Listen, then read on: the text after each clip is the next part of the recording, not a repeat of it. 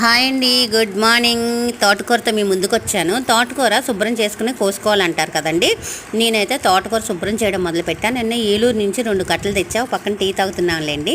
అయితే ఇదంతా వచ్చిందండి. ఇదైతే పిచ్చి మొక్కలు అయితే కాదండి, ఇది తెల్లగరిజేరు ఎర్రగలిజేరు 2 కలిపి వచ్చిందనమాట. ఇది కూడా వండుతారంట.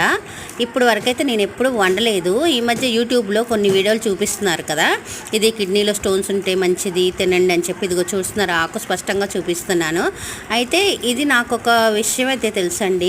వెయిట్ డిశ్చార్జ్ ప్రాబ్లం అయ్యేవాళ్ళు ఎవరైనా ఉంటే కనుక ఇదంట ఫ్రై చేసుకుని తింటే తగ్గుద్దంట ఆ ప్రాబ్లం. ఇప్పుడే మా అమ్మ చెప్పింది అని చెప్పి నేనైతే వీడియో చేశాను. ఇది కూడానండి, ఇది కషాయం కింద కాసుకుని తాగితే చాలా మంచిది, కిడ్నీని శుభ్రపరుస్తుంది అని చెప్తున్నారు. అయితే ఇప్పుడు నేను ట్రై చేస్తాను అనమాట. ఇప్పుడు వరకు మేము పల్లెటూరులో ఉంటాం కానీ రకరకాల మొక్కలు ఉంటాయి కానీ ఏ అయితే మేము వాడము.